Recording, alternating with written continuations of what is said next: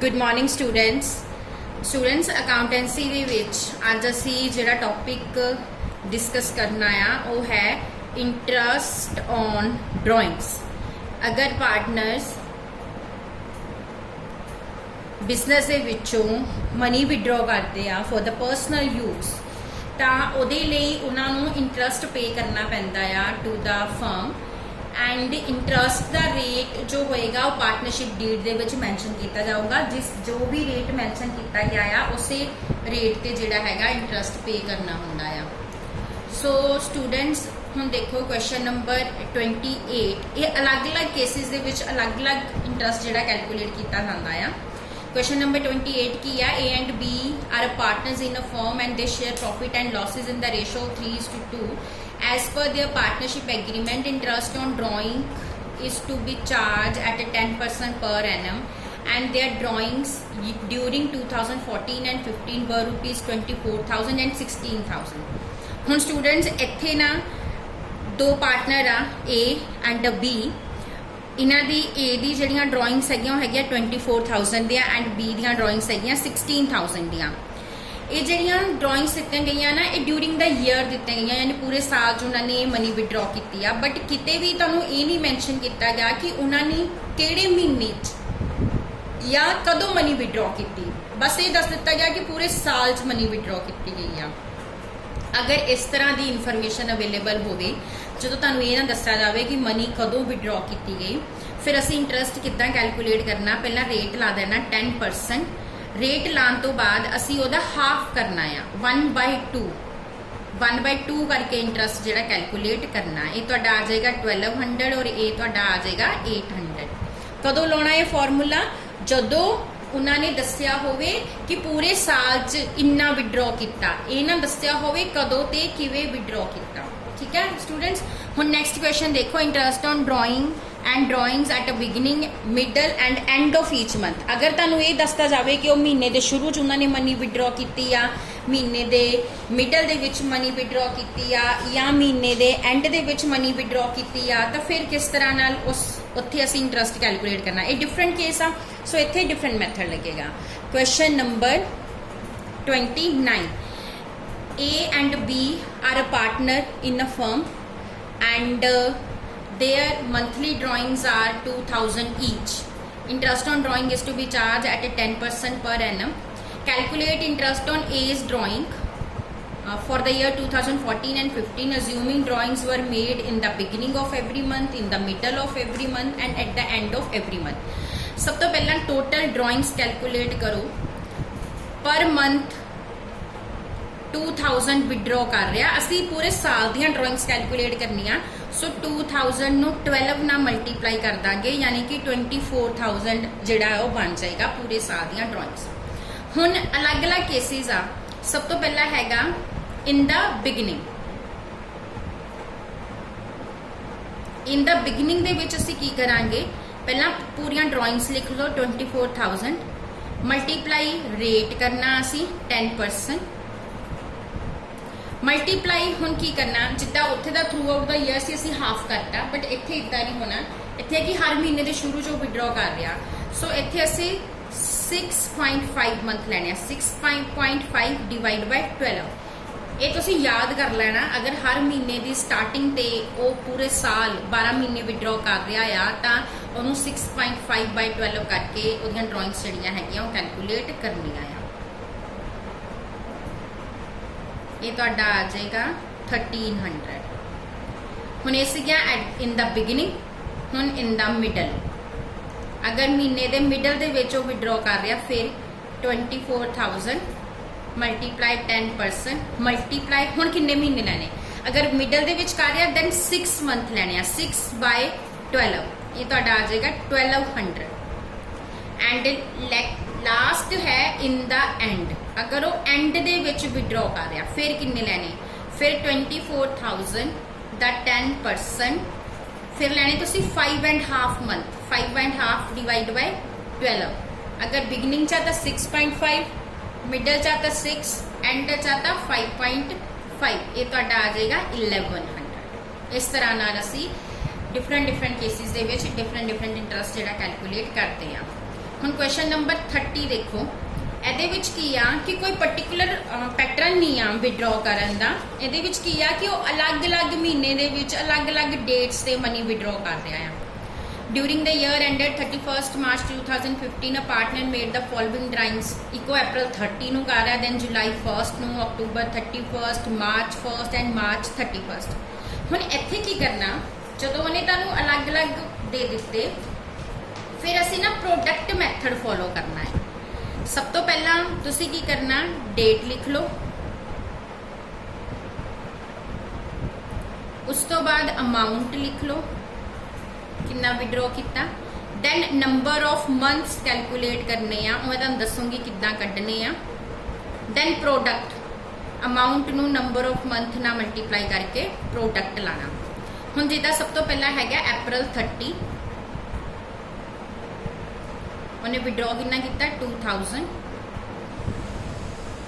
ਉਸ ਤੋਂ ਬਾਅਦ July 1st 5000, October 31st 4000, March 1st 3000, March 31st 2000। ਹੁਣ ਇਹ ਤੁਸੀਂ ਲਿਖ ਲਿਆ। ਹੁਣ ਇਹ ਈਅਰ ਐਂਡ ਕਦੋਂ ਹੋ ਰਿਹਾ, 31 ਮਾਰਚ ਨੂੰ ਹੋ ਗਿਆ। ਹੁਣ ਤੁਸੀਂ ਕੀ ਕਰਨਾ ਆ ਸਟੂਡੈਂਟਸ, ਤੁਸੀਂ ਕੀ ਕਰਨਾ ਕਿ ਤੁਸੀਂ April 30 ਤੋਂ ਲੈ ਕੇ March 31st ਤੱਕ ਮੰਥ ਕਾਊਂਟ ਕਰਨੇ ਆ। ਹੁਣ ਇਹ April 30 ਹੈ ਤਾਂ April ਦਾ ਕਾਊਂਟ ਨਹੀਂ ਹੋਣਾ। ਨੈਕਸਟ ਜਿਹੜੇ ਹੈਗੇ ਆ ਮਈ, ਜੂਨ, ਜੁਲਾਈ, ਅਗਸਤ, ਸਤੰਬਰ, ਅਕਤੂਬਰ, ਨਵੰਬਰ, ਦਸੰਬਰ, ਜਨਵਰੀ, ਫੈਬਰੂਰੀ, ਮਾਰਚ, ਇਹ ਤੁਹਾਡੇ 11 ਮੰਥਸ ਬਣਦੇ ਆ। ਹੁਣ July 1st ਤੋਂ ਲੈ ਕੇ 31st ਮਾਰਚ ਤੱਕ ਕਾਊਂਟ ਕਰਨੇ ਆ। ਜੁਲਾਈ, ਅਗਸਤ, ਸਤੰਬਰ, ਅਕਤੂਬਰ, ਨਵੰਬਰ, ਦਸੰਬਰ, ਜਨਵਰੀ, ਫੈਬਰੂਰੀ, ਮਾਰਚ, ਇਹ ਬਣ ਗਏ ਤੁਹਾਡੇ 9 ਮੰਥ। ਦੈਨ October 31st, ਹੁਣ 31st ਅਕਤੂਬਰ ਕਾਊਂਟ ਨਹੀਂ ਕਰਨਾ, ਨਵੰਬਰ, ਦਸੰਬਰ, ਜਨਵਰੀ, ਫੈਬਰੂਰੀ, ਮਾਰਚ, 5 ਮੰਥਸ। ਦੈਨ March 1st ਆ, ਇਹਦਾ 1 ਮੰਥ ਆ ਜਾਏਗਾ, ਇੱਥੇ ਕੋਈ ਨਹੀਂ ਲੈਣਾ ਤੁਸੀਂ।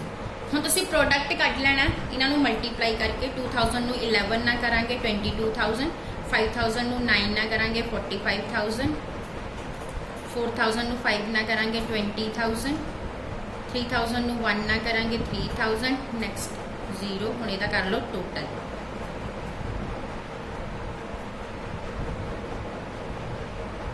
ਇਹ ਤੁਹਾਡਾ ਟੋਟਲ ਬਣ ਗਿਆ 90000। ਹੁਣ ਫਾਰਮੂਲਾ ਕੀ ਲਾਣਾ ਆ, ਪਹਿਲਾਂ ਤੁਸੀਂ ਰੇਟ ਦੇਖ ਲਓ ਕਿੰਨਾ ਆ, ਰੇਟ ਹੈਗਾ 10%।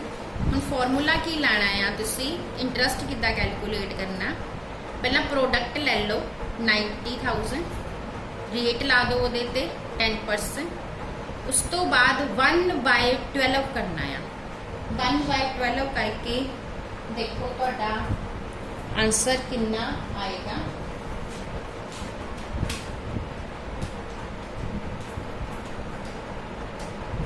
$750 ਸਾਡਾ ਇੰਟਰਸਟ ਆ ਗਿਆ 750। ਸੋ ਜਿੱਥੇ ਤੁਸੀਂ ਪ੍ਰੋਡਕਟ ਮੈਥਡ ਲਗਾਣਾ ਆ, ਉੱਥੇ ਤੁਸੀਂ 1/12 ਕਰਨਾ ਹੈ, ਠੀਕ ਆ। ਸੋ ਅਗਰ ਬਿगिनिंग ऑफ मंथ था for the full year then 6.5/12, अगर मिडल ऑफ मंथ था 6/12, अगर एंड ऑफ मंथ था 5.5/12। अगर कोई भी डेट्स आ then पहला मंथ कैलकुलेट करके प्रोडक्ट कढ़ना है, then 1/12। उस तो बाद हुण नैक्सट क्वेश्चन देखो, question number 31। On one partner's interest is calculated for a 1 year and other partners for a half year। एक पार्टनर का इंटरस्ट असीं पूरे साल ਲਈ कैलकुलेट कर रहे हैं, पर दूजे का कर रहे हैं हाफ ਲਈ, ठीक है। A, B and C are a partner in a 3:1 ratio and they made the drawings as a follow।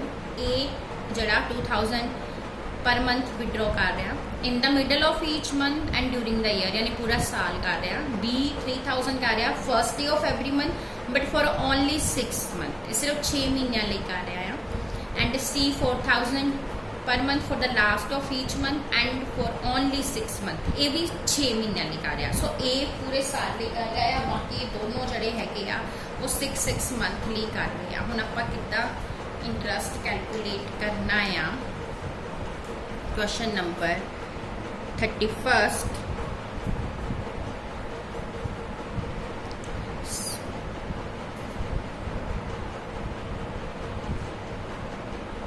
सब तो पहला ए बी एंड सी का लिख लेने आ। ए ने विड्रॉ किया आ 2000, बी ने 3000, सी ने 4000। ए दियां पहला पूरियां ड्राइंग्स कढ़ लो। इन्हें पूरा साल किया 2000 मल्टीप्लाई बाय 12 24,000 इन्हें विड्रॉ किया। रेट जिहड़ा देना आ वो असी देना आ 6% और ये मिडल दे विच विड्रॉ कर रहा आ 24,000 ते 6% ला के मिडल मीनस 6/12 जिहड़ा वो असी करांगे। ये तुहाडा अमाउंट बन गया 720। उस तो बाद बी विड्रॉ कर रहा 3000 first day of every month but for a 6 month only. इन्हें 3000 किया। पहला तो टोटल ड्राइंग्स कर लो 6 ना मल्टीप्लाई करके किनिया बनिया 18,000। ठीक है 6% और ये कर रहा first day of every month. So first day of every month for a 6 month ते की फॉर्मूला लगेगा। ओके स्टूडेंट्स, अगर वो 6 मंथ लिखा रहा दैन असी लैने 3.5 मंथ। 3.5 डिवाइड बाय 12 हम इन्हें सॉल्व कर लेने पहला।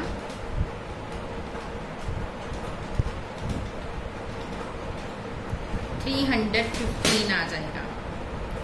उस तो बाद सी विड्रॉ कर रहा 4000। ये भी 6 मंथली कर रहा। सो 6 मल्टीप्लाई बाय 4000 कितना आ जाएगा 24,000।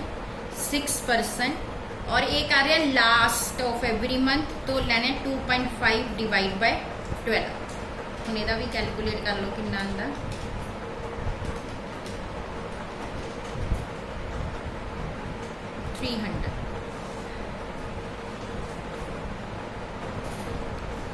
आंसर भी आ गया। सो अगर वो 6 मंथली कर रहा दैन असी बिगिनिंग लिए 3.5 लेना या एंड लिए लेना या 2.5। जो मिडल होगा 3 लवांगे। ठीक है